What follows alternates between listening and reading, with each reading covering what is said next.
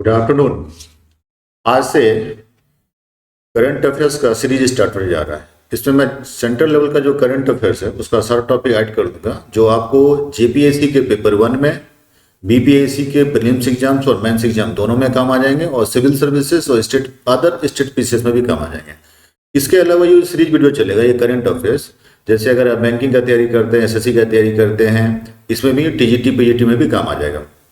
इसका पीडीएफ आप वेद आईएएस के टेलीग्राम चैनल पे जाके ले लीजिएगा, ये वहां पे अपलोड रहता है। ठीक है, आज ये वीडियो अपलोड होगा तो इसका पीडीएफ आपको एक दिन बाद मिल जाएगा, तो आप लोग वहां जुड़े रहिएगा, सारा पीडीएफ आप लोग निकाल लीजिएगा। ठीक है, आज का टॉपिक है हमारा, बिहार के पूर्व मुख्यमंत्री थे कर्पूरी ठाकुर, उनको भारत रत्न का अवार्ड दिया गया। ठीक है, इनको भारत रत्न अवार्ड देने के पीछे कारण क्या है, दूसरा ये कब मुख्यमंत्री थे और भारत रत्न का क्या फीचर्स होता है, ये अवार्ड जो दिया जाता है इसमें क्या क्या सुविधाएं मिलती है, ये सारी क्वेश्चन जो है एग्जाम्स में आता है, और एक एग्जाम में क्वेश्चन आ भी चुका है, तो मैं आपको नीचे क्वेश्चन दिखाऊंगा कि वो क्वेश्चन कैसा आया होगा। ठीक है, टॉपिक क्या था हमारे पास, ये सारा टॉपिक हिंदू और इंडियन एक्सप्रेस से लिया गया है, और कुछ कुछ टॉपिक जो है वो भारत सरकार के गृह मंत्रालय की वेबसाइट से भी लिया गया।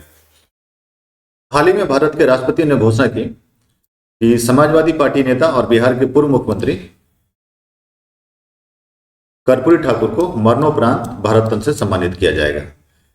इस वर्ष पूर्व मुख्यमंत्री कर्पूरी ठाकुर की जन्मशताब्दी और उपलब्ध में बिहार के 3 दिवसीय समारोह का आयोजन किया जा रहा है। ठीक है, देखिए ऐसे तो ये सब अवार्ड जो पॉलिटिकल होता है, लेकिन फिर भी सम्मान है तो सम्मान ही होगा।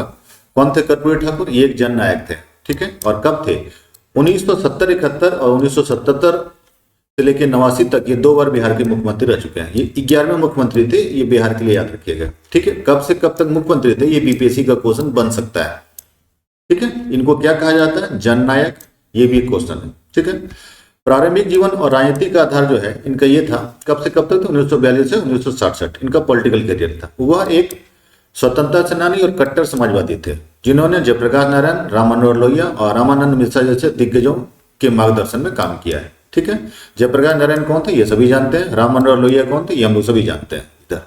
ठीक है, ओबीसी के बीच अत्यंत पिछड़ा वर्ग के रूप में जो है सूचीबद्ध नाई समुदाय का प्रतिनिधित्व इन्होंने किया था। तो वर्ष 1952 में राजनीति में प्रवेश किया और 1985 तक वो विधायक रहे थे। ठीक है, इनका कार्यकाल ये था कि वर्ष 1977 में उन्होंने मुख्यमंत्री के कारण मुंगेरीलाल आयोग ने पिछड़े वर्गों के, अत्यंत पिछड़े वर्गों और पिछड़े वर्गों को पुनः वर्गीकृत करने का काम किया। आज जो आप मंडल कमीशन देखते हैं, जो 27% आरक्षण दिया गया था, ये सबसे पहले जो है, ये जो माइंड जो क्रिएट हुआ था, ये कर्पूरी ठाकुर ने ही क्रिएट किया था। वो आयोग था हमारे पास, मुंगेरीलाल आयोग, उसी वक्त से चल रहा था। इसमें मुसलमानों को भी जो है कुछ कुछ जगह पे जो ओबीसी का आरक्षण मिला हुआ है, ये उसी वक्त से लागू किया गया था, यानी इन्हीं के कार्यकाल में ये सब किया गया था। वर्ष 1978 में उन्होंने एक अभूतपूर्व आरक्षण मॉडल पेश किया, जिसमें ओबीसी, ईबीसी, महिलाओं, उच्च जाति के बीच आर्थिक रूप से पिछड़े वर्गों के लिए विशिष्ट कोटा और 26% आरक्षण का प्रावधान किया था उन्होंने। इसलिए आज जो आप देखते हैं मंडल कमीशन लागू हुआ 1990 में, रियल में इसके जो जनक थे वो कर्पूरी ठाकुर ही थे, तो उसी वक्त ही आ चुका था। ठीक, इस पुनर्वर्गीकरण को मंडल आयोग की रिपोर्ट में प्रभाव के रूप में देखा गया, जिसमें अत्यंत पिछड़े वर्ग के लिए 27% आरक्षण का समर्थन किया गया। वहां 26% था, इसमें 1% बढ़ा दिया गया, 27% कर दिया गया। दूसरा, एक चीज और देखिएगा, हिंदी और उर्दू को दूसरी आधिकारिक भाषा के रूप में बढ़ावा देने, स्कूल का फीस माफ करने और पंचायती राज को मजबूत करने की सहित व्यापक नीतियां लागू की गई। यानी ये सब भी इन्हीं के समय में किया गया था।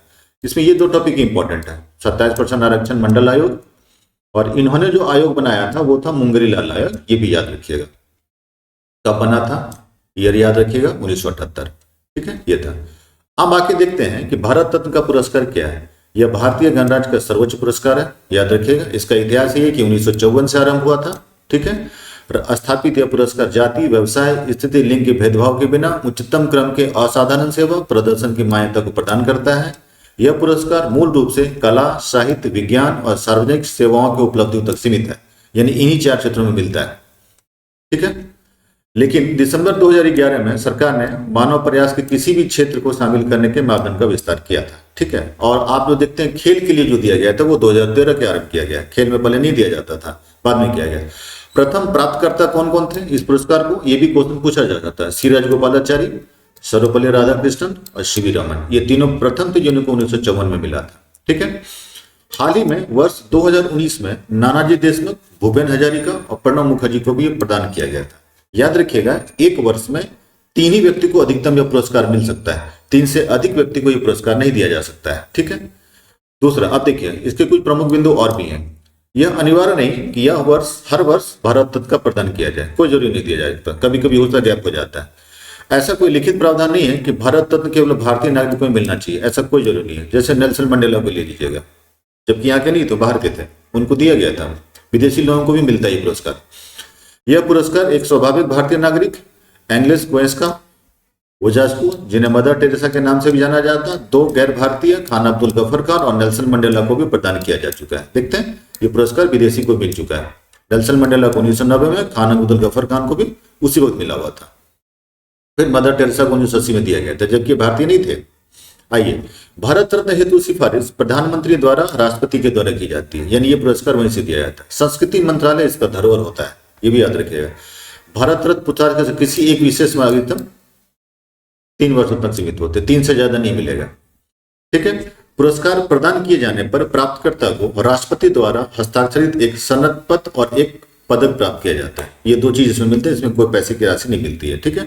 पुरस्कार में कोई मौद्रिक अनुदान नहीं है, पैसे नहीं मिलते। और एक बात जो पूछा जाएगा क्वेश्चन कि संविधान के अनुच्छेद 18(1) के अनुसार पुरस्कार का उपयोग प्राप्तकर्ता के नाम पर उपसर्ग या प्रत्यय के रूप में नहीं किया जा सकता है, यानी उसका जो टाइटल है वो यूज वहां पे नहीं होता है, यानी एक तरह से ये वहां से जुड़ा हुआ चीज है।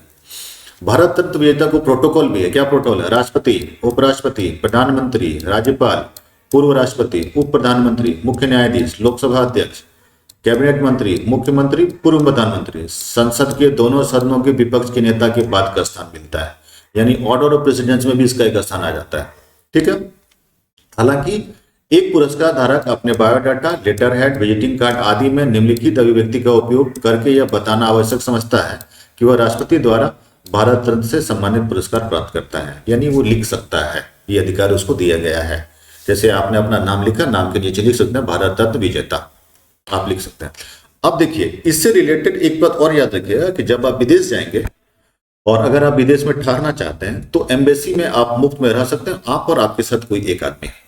और ये भी भारत रत्न का जो है एक विशेषता में ही आता है जिसको ये पुरस्कार दिया जाता है। दूसरा, उस व्यक्ति को गिरफ्तार करने के लिए गृह मंत्रालय से परमिशन लेना आवश्यक होता है।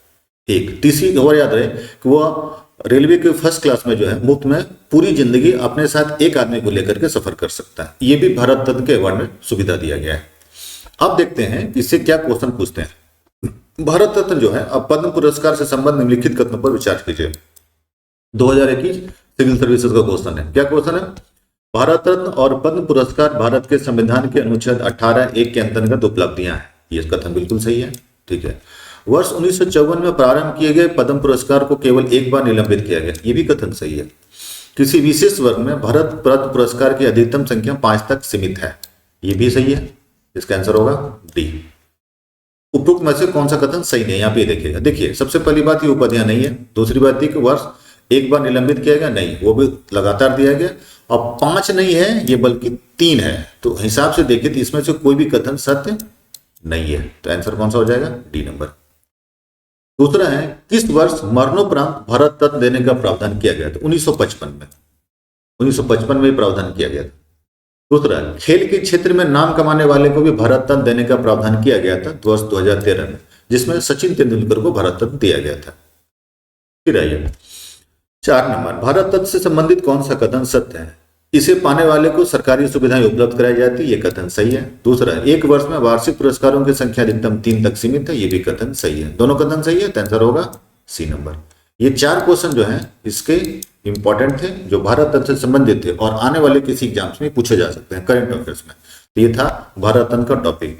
ऐसे ही छोटा छोटा वीडियो हम करंट अफेयर्स का आपको अपलोड कर देंगे। इसका PDF आप वेद IAS के टेलीग्राम चैनल पर जाके ले लीजिएगा। ठीक है।